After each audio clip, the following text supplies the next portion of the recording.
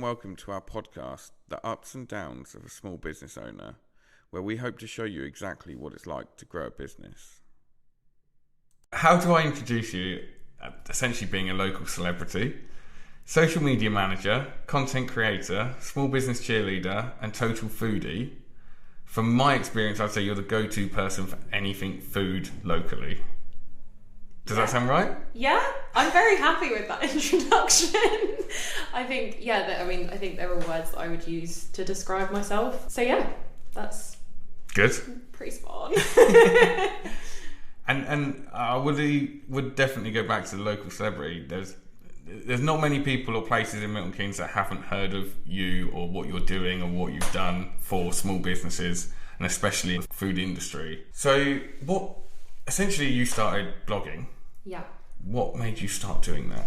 I started Sophie Etc. in November 2012. So I've just let the 10-year milestone actually pass quite peacefully. I kind of woke up one day and remembered that I'd been blogging over 10 years. At the time, I was like 17. I was in sixth form. I was watching a lot of beauty and fashion YouTubers who also had a blog. At the time as well, like blogging and being like a content creator online was not a job. Like people didn't do it full time. It was kind of something that people did on the side. I just like one day set up a website on Blogspot, RIP, I think it's gone now. And I just wrote about like what I was wearing and just trying to like emulate these YouTubers and what they were doing. I think it was not like a valuable resource. And then that kind of like I kept my blog all through whilst I was at university in Birmingham, and I did English literature and creative writing at university. I really like writing. Like I've always been the kind of person that keeps like a diary, and I like writing creatively, so my blog was kind of a way to do that. And Birmingham had a really amazing independent food and drink scene, and that's kind of how I got into the food space. I was also the editor for the food section of the newspaper. I think I got invited to review a restaurant, and I was like, wow, this is more fun than writing about makeup and what I'm wearing. It's also really unsustainable if you're on like a student budget as well. So yeah, and when I came back to Milton Keynes in 2016, the food and drink scene as people know it now just wasn't there. It was sort of, there were independent places to eat. There's always been kind of like long-standing favourites in the food scene, I think, in MK. But Milton Keynes definitely is not known for being like a hub for indies. So I made the decision to kind of like use my blog as a way to explore the local scene.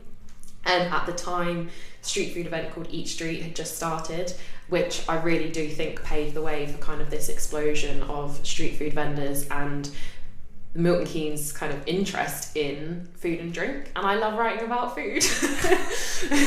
I guess that's not a bad thing to do. I guess food, that must make it difficult. So when you go places, people probably recognise you now.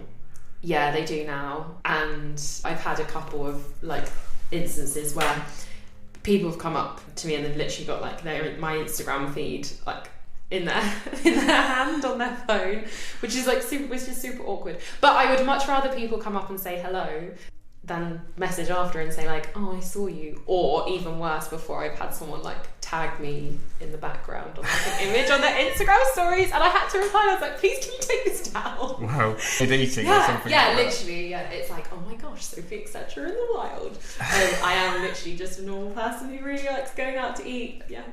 I think that's probably the biggest thing is people see influencers or somebody online, and they kind of don't see them as human. You're just an extra person. Like, wow, that's almost famous. Like, so yeah, locally, almost famous. Yeah, it's nice, and I think it's amazing that like all I do is write about food and drink. Like I got shortlisted in 2021 for the Blogosphere Awards. Now those awards are like sort of creme de la creme of like where you want to be if you're up for a blog award. All of the creators that were shortlisted, they've got like hundreds and thousands of followers. They write like very very like mainstream sort of typical like influencer content. People in my category were writing about like McDonald's and all the big brands, so to be in like the top 5 of that shortlist, like that was mad. So when people were like, oh hi, like what do you do, and I was like, I write about food and drink in Milton Keynes. And they're like, you can see their faces, they're like, what? So yeah, and it's great because like for me, food brings everyone together. Like that's the nice thing about it. I completely agree. Like, what do you do when you go and meet somebody? You go for food or drink. Like, it's and that's, if you go on a date, you go food and drink. Everything kind of revolves around food and drink. Going out past a certain age, I guess. When you're a bit younger, it's actually going out. I'd say Milton Keynes probably isn't the best place for a night out, but definitely there's a lot more independent food places, and actually using your blogs and things like that, actually I've learned a lot more than originally I thought. Yeah, a lot of people say, you know, like their first line about Milton Keynes is there's not much there. And you're like, okay, like I completely understand. Actually, like a conversation I was having from someone last week, and they said, you know, there's no independence in Milton Keynes. I'm like, you can't make a sweeping statement like that when I've literally got a map of independent places to eat. Like you can't just say there's no independent. Okay, there's not as many, and they're probably a bit harder to find, but to make a sweeping statement like that really annoys me. Yeah, what they've got to do is go to your Facebook group or one of your channels, and it's not hard to see. Actually, we recently saw somebody put on one of your channels. It wasn't quite Milton Keynes, but just over the road from here in Marston, there's a little coffee shop. Mm-hmm. I saw somebody put in the group, brilliant, let's go, because we can get there on our lunch. It's not that far away, and it was really nice. I do enjoy following it, and equally I like to try and go somewhere different. That's stuff that I wouldn't normally see or go to, because normally you'd go to the hub. Mm-hmm.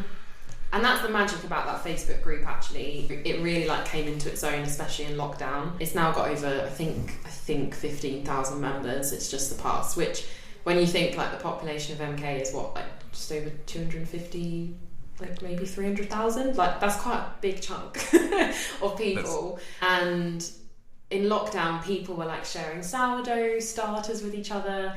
They were like, oh, I've got this, you know, it's my mum's birthday, I need to send her something interesting and unique. And small businesses were the ones that were ultimately, they were still having to work and operate, because otherwise they couldn't put food on the table. So that group was like honestly like a really magic place to be, and I love that I've been able to almost like pass the baton a little bit to like fellow foodies in Milton Keynes, that they can then showcase places, because they're all kind of like mini like influencers in their own right, because people post in there, and even I'm sometimes like, wow, I've not heard of this place, like I need to go.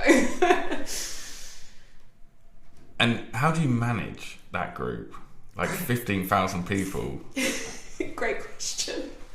It got to a certain point actually, maybe like 18 months ago, we were probably around like between 8,000 and 10,000 people in the group, and it was like fighting fire a bit in terms of I don't have post approval turned on, because I don't want it to become like, for me it's meant to be kind of like an open, safe but open space where people can share reviews, recommendations, where businesses can promote themselves. And it was, you know, if I turned away from my phone sometimes, and it was always on a weekend when people obviously have the most time to sit on Facebook and just vent their spleen. If there was a post that people kind of like, you know, it hit a nerve of people, or like it was slightly negative, or like, to be honest, sometimes people would post really bad things about local businesses, the comment section would then kick off, and then I'd log on and there'd be like 90 comments, and then people were like just fighting with each other, and I'm like, in some cases as well, I know they're like, you know,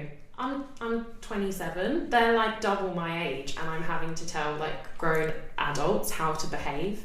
And then I was like, okay, I really need some help, and I have a team of voluntary, may I hasten to add, admins. I have 6 that are as passionate about local food and drink as I am. They're also really passionate about keeping the group sort of positive, safe, and making sure that people aren't saying things they shouldn't. I don't know what it is about Facebook, but people think that they can sort of say anything because it's a public sphere, and for some reason, if they're not allowed to say certain things, it's like hurting their freedom of speech. But when, in some cases, like there's been sort of like slightly racist comments and stuff, and you're like, that, you have to follow the rules of a community. Like, you can't just go shouting stuff in the street, but you can't do it on Facebook. But these people wouldn't do that. I don't think they'd go out into public. I don't think they'd say this, but when you put somebody behind a keyboard, behind their phone, they can change who they are, and they can say all these things, but in person they wouldn't say anything close to that. Yeah. I guess we'll come on to that kind of later stage. Kettle of fish.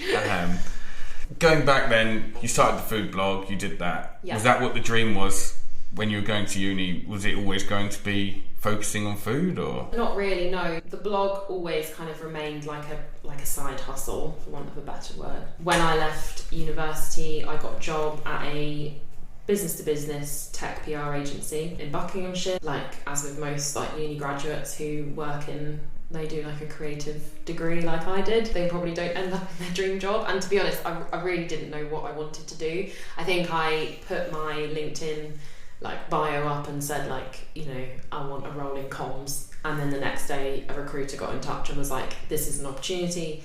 I had been offered a PR role in Birmingham, but it was too kind of like high risk for me to, i.e. like I couldn't afford it. The pay was like going to be less than it to rent like a flat or whatever. That was kind of out of the question. I came back to MK and I worked for this agency. I worked there for 3 and a bit years. I worked my way up to like an account manager, and then decided that I really wanted to kind of focus a little bit more on social media. I had never run a like brand account myself. I had done social media for our clients at the PR agency, but sort of like as an add-on. Our main thing was like writing long form content. And because I'd run my blog and I'd built that brand and stuff on my blog, I was always kind of like the go-to like social person in the office. So if a client came to us and said like, we need some help with social media, it'd be like, talk to Sophie. And to be honest, like I kind of was winging it a little bit at the time. But yeah, there was no formal training.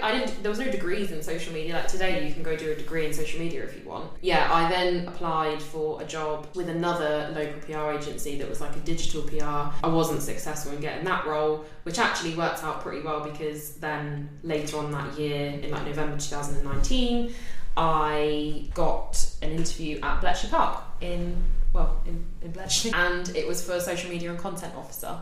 That was kind of like a real good stepping stone.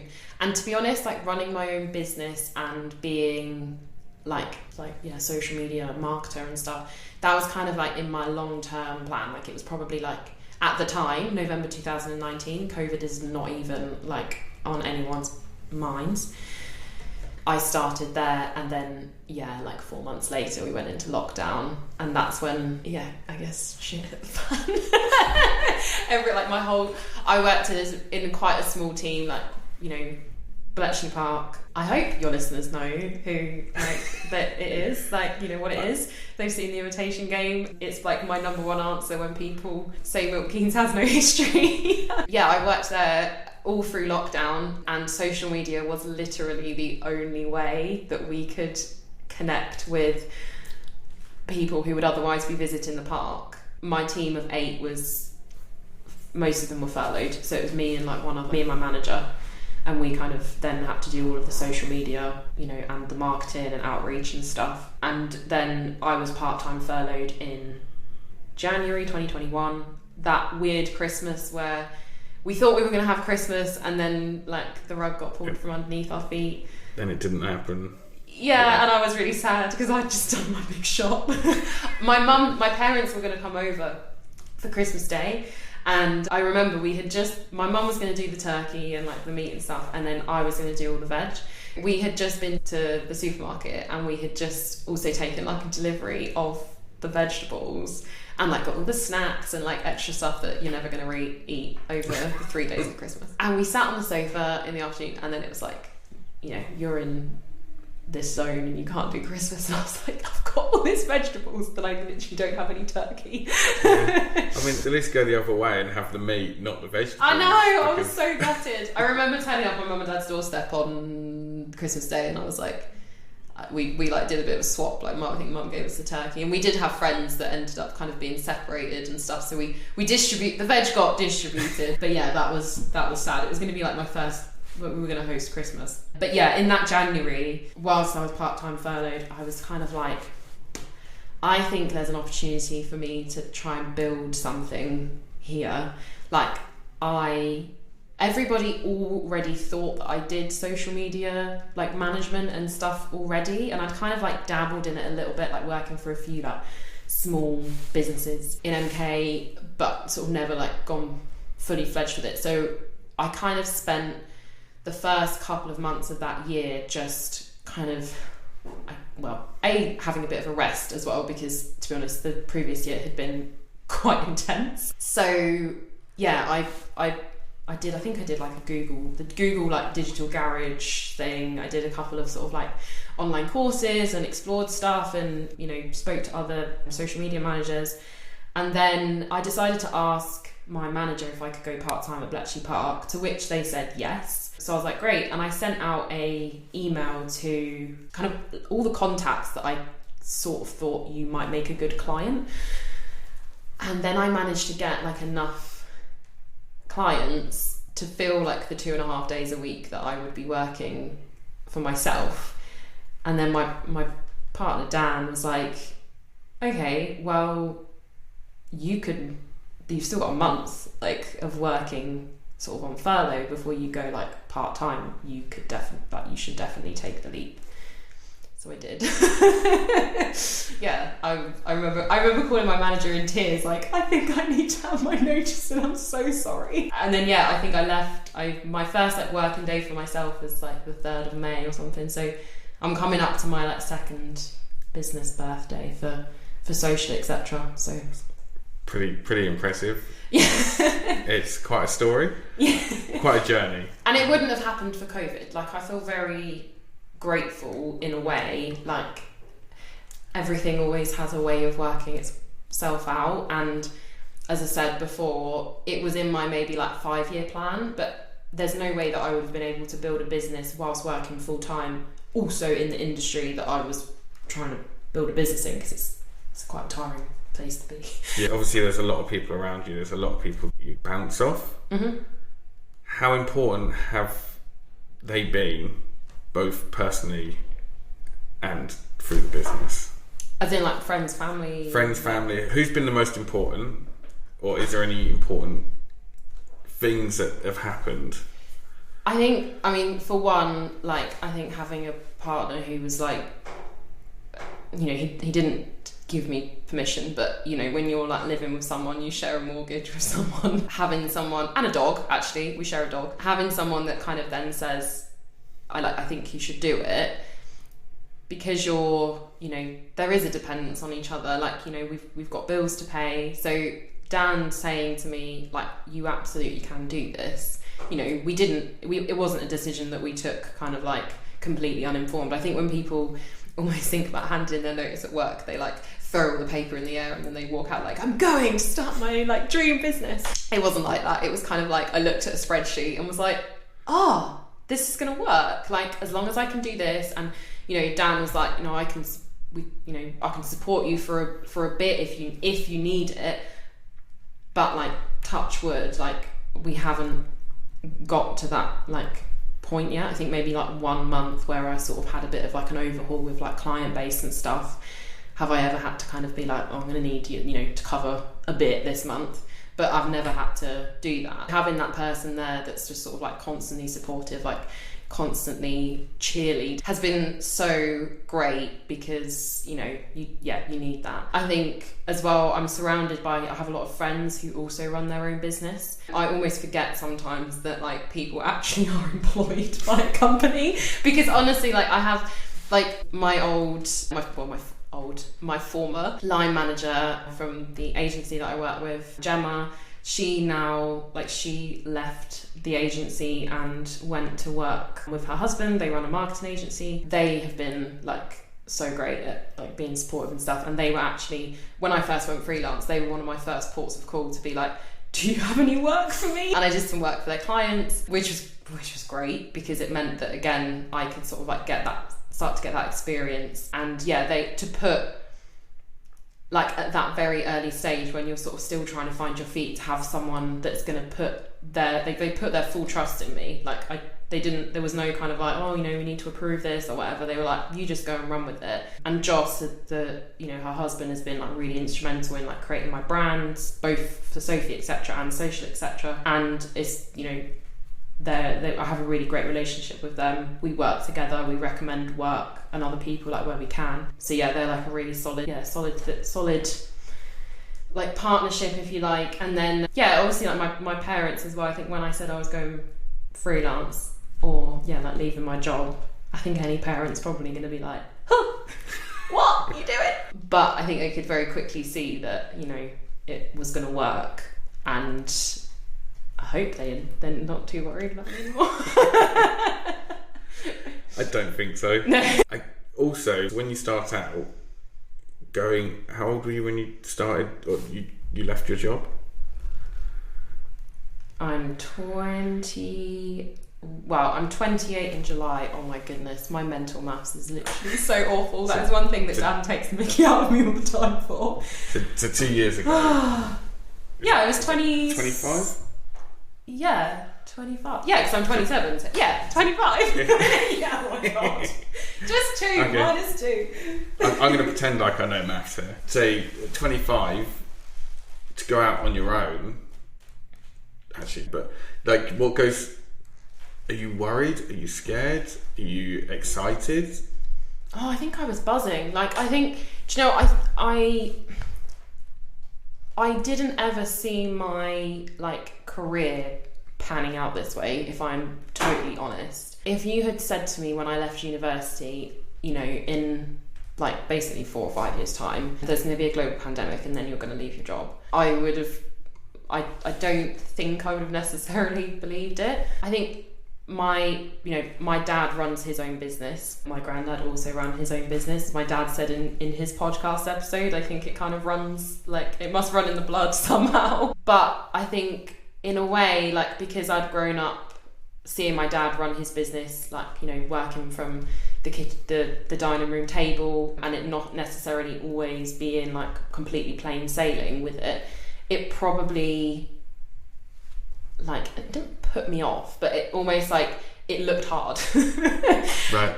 And I feel very fortunate that, you know, I mean, my business is not a product-based business, it's a service-based business. So I have a laptop. Like, my overhead started literally with a laptop. So, you know, and then a bit of investment in skill, time, some nice streamlined software, and I've got, you know, I can basically pay myself from day one. Whereas product-based businesses, I see it with businesses that I work with for my blog, it's very difficult. You know, you're kind of always chasing that bottom line a little bit. You've got to, you know, pay yourself back for like the ingredients or what you've bought, supplies, all the rest of it, before you can even think about paying yourself a salary. Whereas mine is like time, like that's literally like my commodity. And I think because I am surrounded by so many people who are entrepreneurs and who have their own business, it didn't feel that scary. Also, I was working at home at the time, so really when I started my first working day for myself, I was like, well, I'm still like working for myself, like I'm still at home. Like, it didn't feel like that different. It's not like when you kind of, if I'd been working in the office for, you know, a couple of months and then suddenly just like been like rock up at home, I think it would have probably been slightly different. It would have felt a bit bigger, but it sort of like happened quite easily and quite quietly. And then now I kind of find myself in, you know, I've literally last week I registered as a limited company and went VAT registered, and it's got essences of that escalated quickly. Yeah. So well, it's growing quite rapidly, so that's or certainly from what I'm seeing, you know, it's actually the fact that you've got limited, the fact that you're VAT registered, that suddenly suggests that things are moving on. But it comes with its ups and downs. Yeah, definitely. And I think I don't think I realised or appreciated quite how much of a network I had built with Sophie, etc. As I said, I put out the feelers and said to people, I'm going freelance. This is happening if you need sort of social media support. And that's where I got my very first client. But also I I was at a point where I was sort of running the blog like a business anyway. Like I was doing paid partnerships with businesses, I was creating content, I was experimenting with new kind of like types of content on social media. I was marketing myself so that I could attract not just like followers but also other businesses to work with. And then 2019 I launched supper clubs as well, so I did like taking that very like online community, making it physical in person. And I think again that was sort of like a moment where I was like, oh, this is like, this works because I've got a room full of people and like a waiting list with even more people on it. So yeah, it was kind of proof point. So I don't think, I probably have more moments of doubt like now, more probably just imposter syndrome than I did like when I started. But like it's almost easier now than when I started because I've got 2 years of experience like under my belt in the systems and processes, and I have a virtual assistant who's just absolutely brilliant and has helped me. So yeah, it's kind of interesting to like sit here and like reflect on it, because I don't think I've actually done that properly. I don't think anyone does. No. As a business owner, you're so focused on hitting that next goal. Before you've hit it, you've already set the next goal. Yeah. So you're just chasing forever. Yeah. And I don't think any of us sit back and just go, do you know what? If you said to your 17-year-old self, this is where you would be at this, you'd be amazed. Your 17-year-old self would have been really impressed. Yeah, because if I hear someone say like, oh, I set up my business at 25, I'm like, wow, well done, go you. And then I'm like, oh wait, that's me. That's actually me, like I've done that. Exactly that. And it's hard to look back at yourself. It's easy to look and to kind of look at everybody else and see what they're all doing. And I think it comes back to, you mentioned the imposter syndrome. That's a huge thing, is actually there's everybody else out there that are doing better, or that they're doing this, they're doing that. And I think social media has a huge part to play in the imposter syndrome, that we all think everybody else is doing perfectly. Yeah, and I have to catch myself when I think like that, and I think we all do it. We all kind of like have that moment of like, oh, I wish I had that. But then when you think about your own like high moments and what's behind the high moments that you've had, you have to remember that then, there's hours of hard work and everything that's gone into it. Sometimes it is kind of like right place, right time, which I do kind of attribute a little bit of being able to start my business. As I said, had I not been part-time furloughed, I wouldn't have 15 hours a week to like drill, But it's when opportunity meets preparation. Yeah, absolutely. You were prepared to take that risk at that time. Everybody else, or there was a lot of people in a similar situation with, or was on furlough and things like that, and could have done that, but for some reason or not, it wasn't right for them at that time, and it worked for you. So it's almost like you were willing and ready at that time. Have you ever thought that it's not going to work? No. At no point during any of this you thought, I'm just going to have to give it up? Not yet. I'm looking at you like really like solid, but I honestly, there's been times where, and I'm sure a lot of people can relate to this, where you're like, what if I just had a normal job? Like, what if I was just employed? I went in, I worked 9 to 5, and then I just came home. Like, what if I just did that? And then other days you just wake up and you're like, I'm so glad that I have this like flexibility, and no one's telling me what to do. Well, no one's telling me what to do. The customers do to a degree, exactly. But... Yeah, and do you know what? I love being able to like choose who I work with as well. I'm quite a value-driven proposition. Not everybody is the perfect client. Like, I say no to quite a few people because like it gets to a point where I'm like, I don't really feel like we're like aligned. Sometimes it's budget, which is quite an easy like kind of strike off. Other times something just doesn't feel right, and something I've definitely learned is to trust your gut with things. If something doesn't feel right or just feels a bit off, like it's not worth pursuing someone who's potentially going to be a pain in the ass, because you need someone to work with. But I just, like today, I've just had a really, I had a really tiring week last week. It was International Women's Day. which was incredible. I spent the whole day talking to business owners about social media, and then I went to a networking event, which was also awesome. I was absolutely exhausted. But then I took it slow for a couple of days. I had, I did a bit of client work, did the essential stuff that I needed to do. And I definitely wouldn't have had the opportunities that I would have if I wasn't running my business.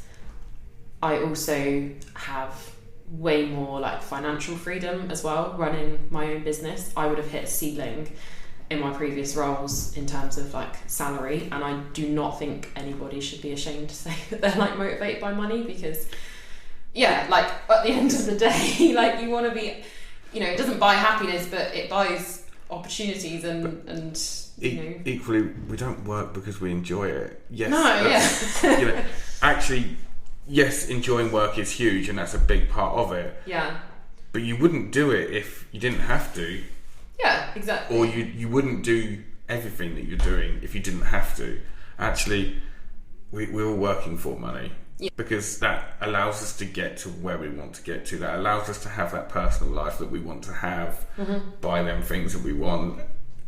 And something I talk about a lot is you're enough. You work to get your enough. Once you've got enough money coming in, you can then decide that actually you can spend time doing other things. With seeing family, seeing friends, whatever else it is, but you need to find your enough. And I think that for me was sort of like a marker of like what it is, with most businesses, isn't it? If you're making money, it's successful. And as I said, there was only one point where I was kind of looking at my balance sheet, like might just like struggle a little bit. But that was actually at quite like a pivotal time in my business anyway. Like I realised I bought on some great clients when I first started doing social media management at very, very entry level like costings. Very quickly realised that my time was a lot more valuable than what I was charging, and I had to put my prices up. Otherwise I was going to have, to make ends meet, I would probably need like about 15 clients to sort of make it work. And I didn't want 15 clients. Right. I wanted less, but that was sort of like a chunkier monthly retainer. So I sort of had to go to all of my I sort of started marketing towards higher paying clients. Then the ones that were lower paying, I said, I'm not going to put you up to this, but we need to have a conversation about fees. Yeah. Most of them couldn't afford it, and that's fine. Like, we weren't suited. Businesses change, services change, and independent restaurants, unfortunately, they don't have a huge budget for marketing. A lot of it is in-house, like food and drink businesses, to more kind of like service driven or like product businesses. So that like month where I sort of had like a shift and changeover, you're sort of like getting rid of the lower paying clients in order to make room for higher paying clients. And that was the only time where I was like, oh my goodness, like what's gonna happen? But literally, like again, there's always like something around the corner. Like that is again something I've learned. You could have a day and you're like, why am I doing this? There's nothing coming in. Oh my goodness, like I can't do this, blah blah blah blah. No one's listening. And then like something lands in your inbox the next day and you're like, oh, okay. And then you forget what you just thought the previous day. And that happens a lot, just in general. Yeah. In life, I think you go through these downs, you go through these ups. But in order to appreciate the ups, you have to appreciate the downs. Yeah. So I guess that's a huge part of it. What has been your happiest time? Oh, happiest time. Oh my goodness. Do you know what? I am going to say this, like, for super corny, but like international in business, like International Women's Day last week was just honestly so brilliant. And it was one of those moments where everything just like really felt like it had clicked in a way. Like I was offering like these one-to-one drop-in sessions for small business owners or people who wanted to ask about social media and stuff. They were free. I had 8 back-to-back appointments, which was exhausting. But I was like in the middle of these conversations and I was talking and like offering advice, And I always like had this like out of body thing where I was sort of like, wow, like listen to yourself talk, like with like confidence, clarity, like real sort of really assertive, and these people are like really listening to you. And that, like, I was like, this is why I love what I do. Like, I'm actually like I'm offering some valuable advice to people, and they're like, this is going to be helpful to me. And it was like the first time, one of the only times really I've probably not had that like lurking imposter syndrome at all. Like, you're kind of like, yeah, you're like, wow, you really know what you're talking about. And of course I know what I'm talking about because I do it every day. But yeah, like I was so tired from that day, but just had such like a real like buzzy high euphoria feeling. Yeah, it was great. Like, yeah, I don't think there's like tons of those moments as a business owner, but like when they happen, you're kind of like that real like clarity, and yeah, you're sort of riding on this, you're sort of like on autopilot almost, and you're like, wow, all this knowledge is in my brain. Yeah. And you're on cloud nine, but equally, as you say, you go home and you're exhausted because you've just been so full on. Yeah. So to flip that on its head then, what's been your lowest point? Last year, I had to take some time off of Sophie, etc. So the blog. I would say it was pretty like low. I think I just had enough, to be honest, because I mentioned earlier about people and their opinions and their thoughts online. And there'd been a series of kind of just like nasty comments on the Facebook group. So it wasn't Instagram, it wasn't like on my blog itself, it was purely Facebook. And it sort of started with people leaving negative reviews of independent restaurants in Milton Keynes. I never set the group up to be like TripAdvisor. Like, I wanted it to be like a positive space where people shared recommendations. My view is that silence can speak a lot louder. I'm also very aware of the influence that I have in Milton Keynes and that group has in Milton Keynes. Now that group kind of goes before my name in a way. So if somebody posted a negative review in there, like, they could, like, in all seriousness, like, take a business down. You've got like over 10,000 people that are not going to visit that business. So I tried really hard to say to people, look, like, if you have a problem, you need to tell the restaurant, because we can't do anything about it. And we then got to a stage, me and the admins, where we just couldn't trust people to not leave, like, to leave negative reviews, but then like they weren't telling the restaurant. So I've got angry restaurant owners in my inbox saying, like, I can't believe that you allow these messages, these posts, and I can't, please, like, turn it off. I've not heard this from this customer. Like, this is news to me. I'm like, well, that's not fair, is it? Like, it's unfair. So I made the decision to I was like, just blanket ban on negative reviews. If you have a problem, don't post about it. Just take it straight to the restaurant. Like, we don't want it here. And it got to a point where other people were actually afraid to post in the group because, like, there were certain individuals that were just like literally, I don't know what people want to spend their time doing. No, and people do spend a lot of time on things like that, and they'll jump on things and post, and as you say, if they're not willing to just talk to the restaurant, just tell them, be honest. Because actually the restaurant will try and fix it. They'll take feedback. We all do. 100%. If you're not a dick about it. Yeah, exactly that. Because equally, I think we do take feedback to heart. Yeah. But then after a day or two, we get time to think about it, and then we kind of deal with it. Yeah.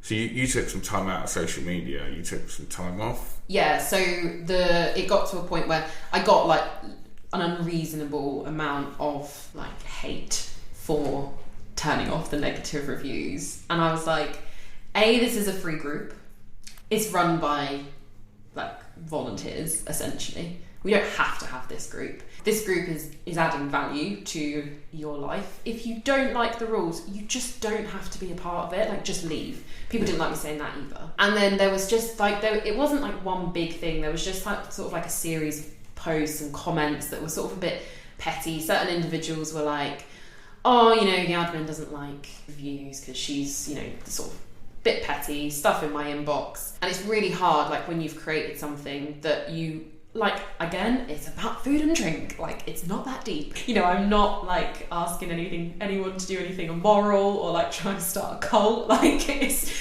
So, to have people kind of, like, attacking that, you know, it is really, really difficult not to take it to heart. So I did put out, I was like, I just have to take a step back from this. I need to just not think about it for a bit, because it was getting to a point where, like, over dinner or like on the dog walk and stuff, I'd be talking to Dan about it and saying like, oh, this person in the group today, da da da da. And I'm like, there's no love in this. It's like making me resent all the time that I have to spend online creating content. And it shouldn't be like that. Like, I literally do this for love. Also, if someone was talking to me like that, like, if you say, you know, I'm in the office and people were talking to me like that, like, I'd be raising a tribunal. Like, essentially, you know, it's sort of my job. So, like, don't talk to me like that. I use the block button quite a lot, and then I put out a kind of like statement, if you like, and it was a bit dramatic in hindsight, but I also didn't want to just like go quietly, because I think, like you said, people think that they are like immune on social media as like a bit like for being a troll, and they're like, oh, you know, I can say what I want, you know, freedom of speech, blah blah blah. I'm like, yeah, but not if you're being nasty and someone's feelings are being hurt. Like, you can have your freedom of speech on your page. Yeah. Or you can have that where you want to have that. Exactly. Don't have it in a group with trying to be positive about food. Yeah. Yeah. And it just, yes. And to be honest, like the response that I got from posting that was quite overwhelming. Like, I had, because I sent it out as an email, did it as an Instagram post and put it on Facebook, because I was sort of like, if that just disappeared, like, I need people to know sort of why. And also, just as kind of like a reminder to people, like, where is all that kindness that we had in lockdown? And the response was quite overwhelming. Like, people were sort of really like, I'm really sorry, I love your content, please don't go anywhere, blah blah blah. And it was so lovely, but I also was like, where are all these lovely comments? Like, because all these people came out of the woodwork, even people that had never sent me a DM, never left a comment. They're replying to my email or sending me messages saying like, oh, you know, we really love your content, we use it all the time, we're really going to miss you, please come back, please come back. And it made me really think about the way that I use social media personally, because I was like, how many times do I see content from people and not that I like, and then not comment on it and say, this is really cool, well done, or, oh, this is awesome. Because as human beings, we focus on the negative comments like way more than we do positive comments. So, you know, even last week there was someone who like made a comment about how the admin doesn't allow negative reviews. So I just replied to him and was like, that's fine, you don't need to be part of this group. And then he sent me a message and was like, well, you're really petty. I was like, you're really petty. Like, I'm gonna call you out, because I don't think people should be able to like, spread their bad opinions and I think that's something we do a lot. Is you could have you go on Amazon, you go on Trustpilot, there could be 1 million 5-star reviews, but we always click to look at the 1-star reviews, and you know there might be 2, but we still click and look at them, and actually they're probably the most powerful things, because if a business has come back on them and responded well, you kind of go, well, do you know what? They've got a point. Actually, the business has done well there. It's responded. It's just somebody being a bit petty. Yeah. And you're always going to get haters. You're always going to get people that are negative. And social media actually rewards you for having negativity, rewards kind of posts, and it puts them forwards. But I think media has done that over however many years. It's because it's a scare factor. Anything that wow or is alerting or alarming, people react to. Whereas if it's just a positive post, people don't like that. Yeah. They just kind of go, oh, you know, you've said it, you scroll through, you see something, you kind of go, oh, that's quite nice. But you just carry on. Yeah. You don't ever really comment like, okay, fine, you could probably like it, but you don't tend to put that out there.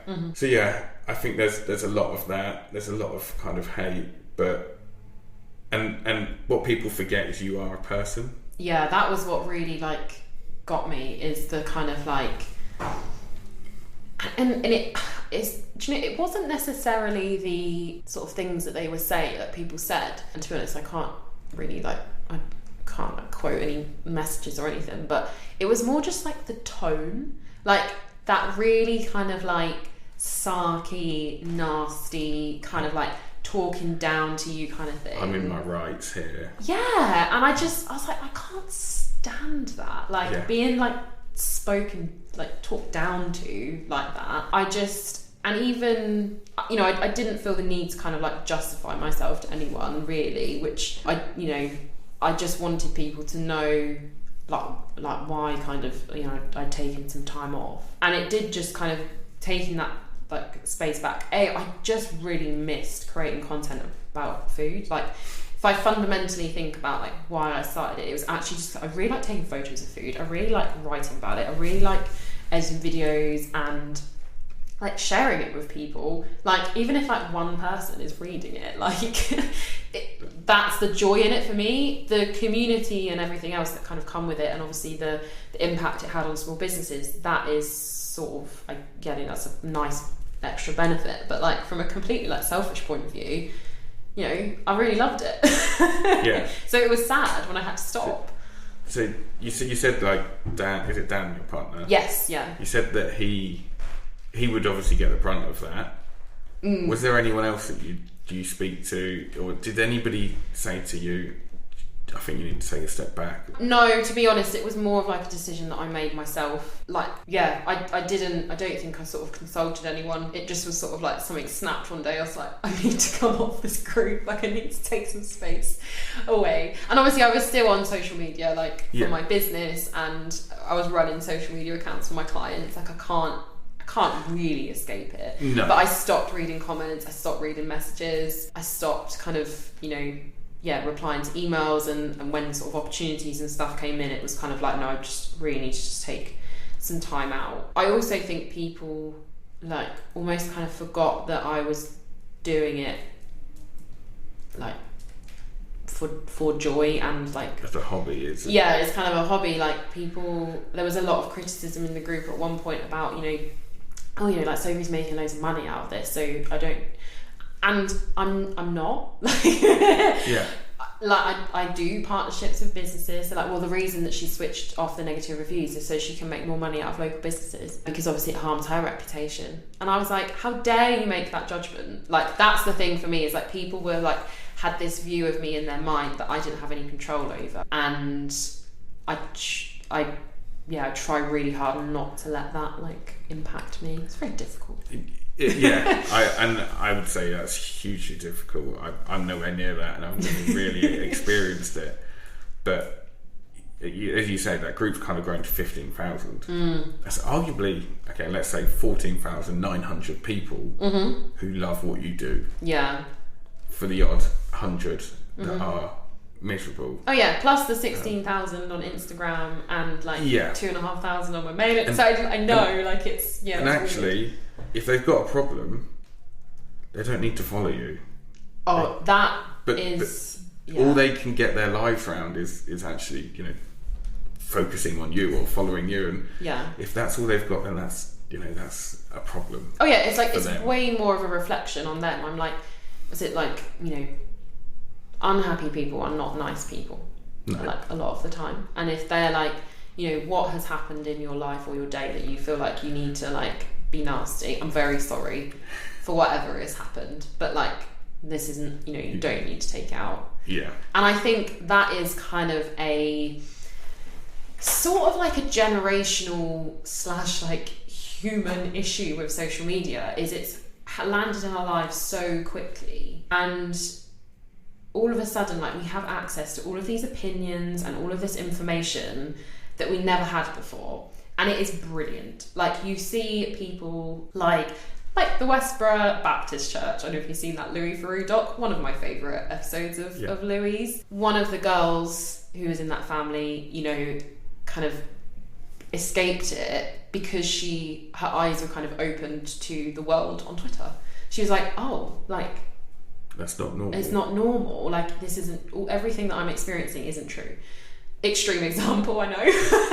But, you know, it's an amazing, like, educational tool. You got in touch with me to come on this podcast through social media. Like, exactly that. It's so powerful. I fill restaurants with people because they have come to the supper clubs off the back of social media. The other side of it is obviously that we have people who just sort of don't know how to use it. They don't know what to do with their opinions, and it's almost like they forget sometimes. I think do you realise that people can read your comments, and like what are you trying to achieve with this? Like, genuinely, what is the purpose of that comment or post? Yeah, I'd love to ask them. I often think, nothing to do with any of your groups, in a completely separate group, I've seen people moan. People love to moan. Yeah. And it tends to be people who haven't necessarily got anything better to do. They're sat at home, bored. Oh, well, let's moan about this, let's moan about that. You know, sometimes people do it for the right reasons, fine. But in my opinion, there's a lot of people that do it because they've got nothing better to do, and that's what they fill their time with, which is sad for them. But we'll kind of leave them with that. So moving on from all of this, I could talk about this all day. I feel myself getting angry about it again. Well, please don't get angry with me. Moving on from that, we've then got, so you've got the social media business. You're doing that for people. Recently, there's been, I don't know anybody that's missed it. ChatGPT. It's been talked about across the country. If anybody's not heard of it, then where are they hiding? What rock are they under? Yeah. Because it's all over social media. It's all over everything. Does that have an impact on you? And are you concerned for it? So AI is an interesting conversation, because I think a lot of people hear AI and they think their minds automatically switch to like science fiction films and stuff where like the robots take over and then iRobot. Yeah, literally. Or like WALL-E, where like humans become redundant because they're not doing anything. And I don't think we are, like, I don't think that's the way it's going to go. And it's going to impact every industry, but it's already impacting industries, right? Like, our lives have already been made easier by artificial intelligence to some extent, in ways that we don't even see. So, you know, Spotify like knows what, you know, there's an algorithm there that understands, and you're like, wow, Spotify's just really showing me what I want to listen to right now. Oh, it's because it knows what you want to listen to. Instagram Explore page, it's showing me videos of dogs and nail art. That's what my Explore page is, by the way. Because because that's what we look at. It learns. TikTok, massively sensitive algorithm, and you know, it learns the more you use applications and stuff. I use Asana to manage my projects. That is powered by AI to some degree, helps me prioritize my tasks, and you know, on the most part of it, it's generally quite positive. The conversation about AI in social media and marketing in particular is quite interesting. You've kind of got like those marketing automation and stuff, as you know, that's been around for ages. I was talking about that when I used to work in tech PR. That is something that is only ever going to be refined further, right? And if you've got these powerful algorithms that understand like customer behavior, then we can create really powerful advertising campaigns and marketing campaigns and all the rest of it. Social media, people have been freaking out about it because they're like, oh my gosh, I'm going to be redundant in my job because I can't write, you know, I won't need to write captions. Well, who's going to ask me to write captions? Who's going to ask me, you know, like, I can't make, you know, it's going to replace graphic designers and me designing stuff in Canva.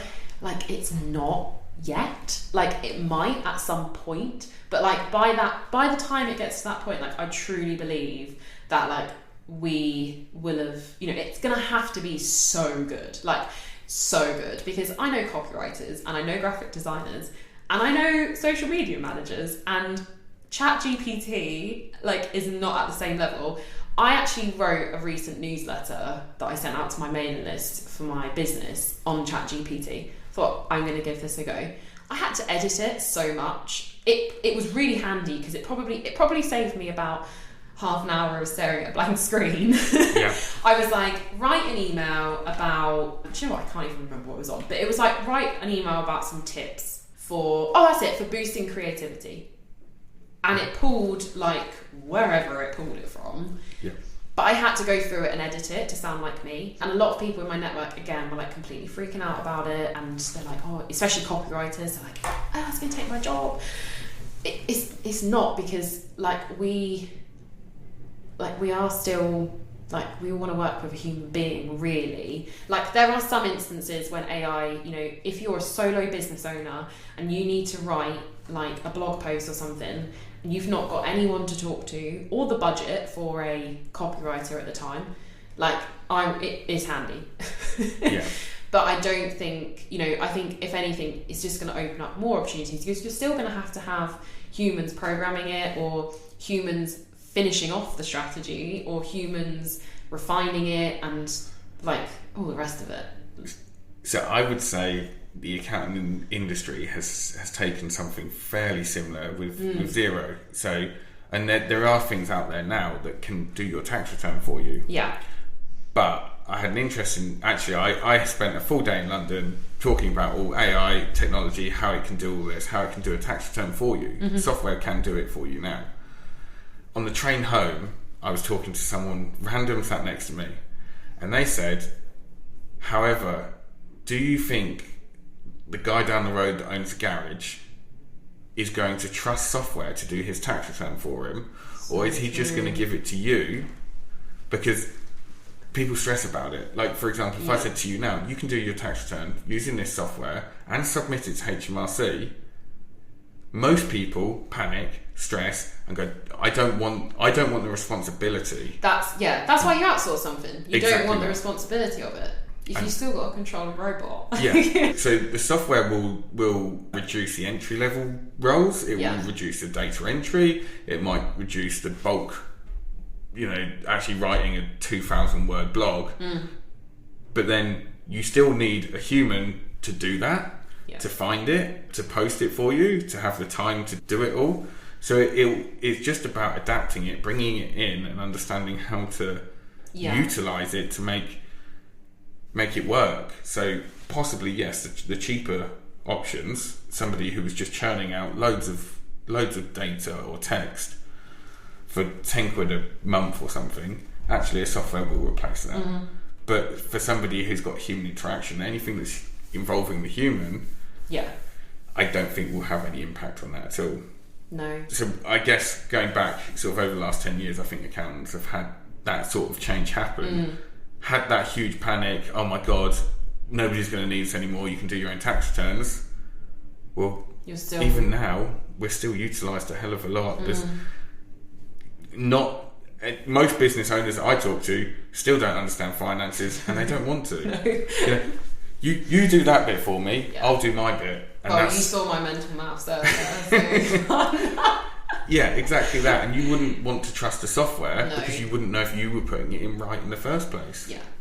So actually you want somebody who knows. And that's where I think AI and, social media, it will still be a thing. Mm-hmm. It's just that it will aid you. And it will give you so much more options. It will free up, do you know what, it will... Because ultimately, still got to come up with the actual, ideas and the strategy and...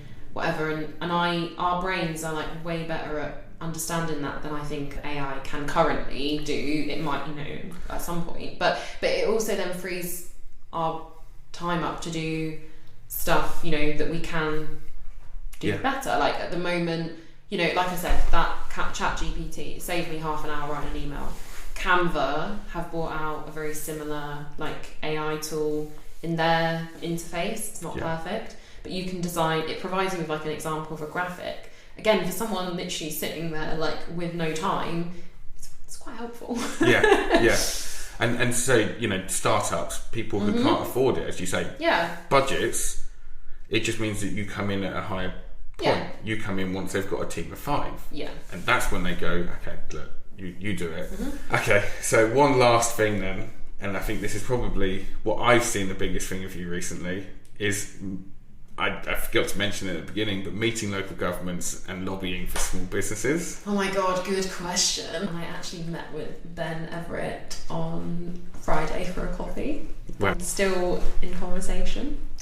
So last September I woke up, I think it was a Friday morning, And there was a lot of talk, even from like April, May last year, after obviously like the Ukraine invasion and, you know, cost of energy following Brexit and COVID, just like perfect storm of like economies like worst nightmare. And the budget as well. And the budget, yeah, just honestly, like, yeah, and business owners, most of them had enjoyed, you know, they'd survived COVID. They're like, great, we don't have to contend with anything else. And then, like, yeah, all this stuff kind of happened. And there'd been rumblings about it for a long time, sort of, you know, first half of 2022. And then, yeah, September, I think the new, like, price cap and stuff kind of came out. And it was going to literally, like, screw small businesses over so hard. Like, I was reading stuff on Twitter from restaurant owners going, like, you know, well, I'm going to have to start selling burgers at, like, £45 if I want to, like, cover my energy costs in the price of someone's dinner. And the maths just did not add up. Like, it just wasn't working. A very quick kind of, like, call out to Instagram to be like, you know, who's been impacted by this? Loads of people were like, yeah, me, that's me, my business. This is, you know, our bill's about to go from like 1,500 a month to like 7 or 8 grand. And you're like, where? But, you know, we're going to have the same amount of customers, but actually we're probably going to have less customers because they are also trying to contend with their own energy bills, so they aren't thinking about going out for dinner. So I wrote a letter on my blog and I published it, I think about like 9:30. I like sent it to a couple of business owners and was like, just sense check this.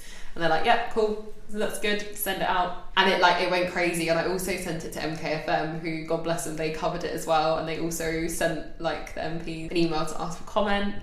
I also emailed it to their office, and then I got a email back, must have been about lunchtime, and they were like, oh, they'd like to organise a meeting with you, and Ben is going to give you a call this evening. Like, that day, I was like, wow, okay, like, this has hit something. And one of my friends, her boyfriend works as a parliamentary, or used to work as a parliamentary assistant, and he was like, this is, like, you've done really well to even, most of them don't even give you a call back, like, on the same day. So we were actually away that weekend, but I took a call. It was only like half hour, like, and like, politics aside, I got a lot of people saying like, you're never going to hear back, you know, they're just going to meet you for like a photo opportunity and blah blah blah.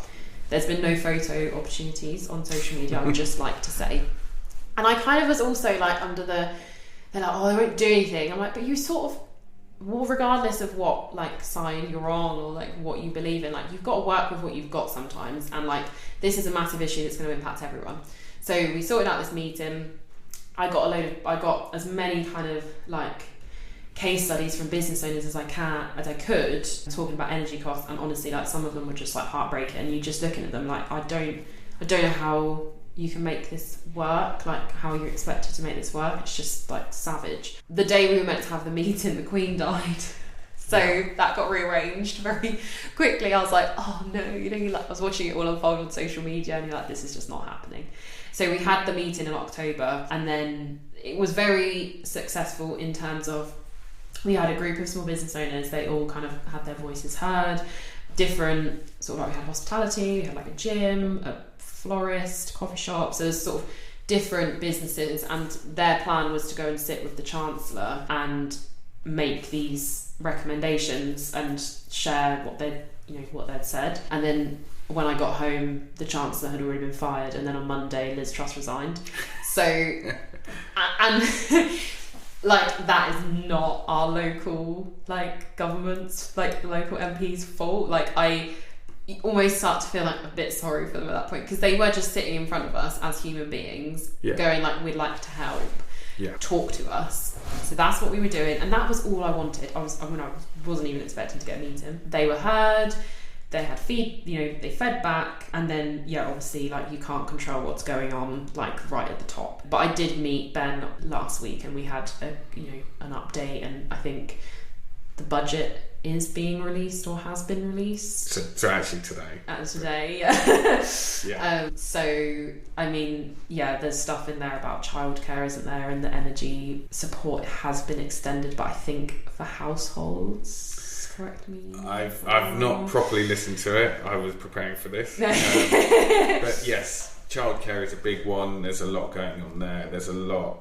They have mentioned about extending the utilities cap. Yeah. But I don't understand. Yeah. I'll have to come back to it's one of those things, isn't it? You can't you just have to actually delve into it, especially when you work in accountancy. It means quite a lot of things for your clients, doesn't it?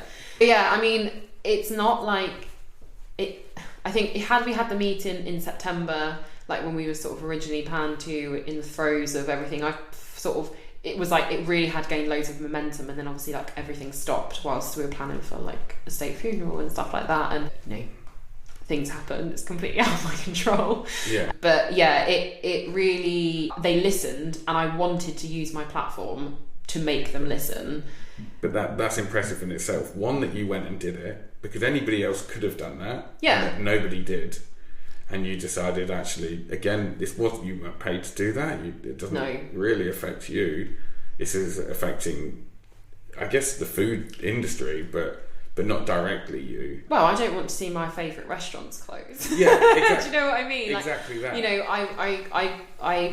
The reason I wrote it was because I was seeing businesses close because of the energy costs. Yeah. Or businesses having to look at the next couple of months and go, I don't know if I'm going to be here.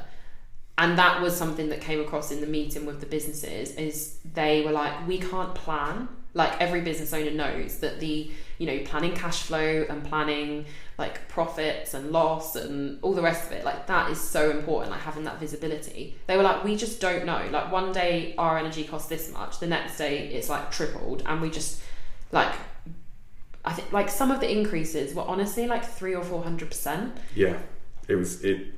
And you don't. I think it will settle down. The general feeling that I'm getting from business owners, particularly ones who've already been through the recession in 2008, they are it always comes around. They're it cannot go on forever. It's probably changed things a bit, but it can't go on. Energy costs will start to come down a bit eventually. They're hoping for the end of the year. Yeah.